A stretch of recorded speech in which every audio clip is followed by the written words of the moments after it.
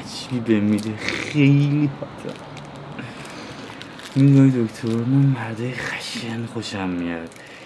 تو 24 ساعت بهم یک سر زنگ بزنه، عرصه رو برام تنگ بکنه، حسودی کنه، بگه با این نرو با اون بیا. وای دکتر بیفته روم به باد کتک بگیری جوری که کسکومه باشید فک و دهنم یکی بشه. خب ببین خانم جوان، این بیماری شما توی دنیای پزشکی ما دکترها بهش میگیم ککوفیلی.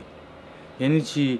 یعنی میل شدید افراطی نسبت به آدمای ککویی که خوشبختانه توی دنیا اصلا رایج نیست، ولی فقط توی زنای کشور ما رایجه.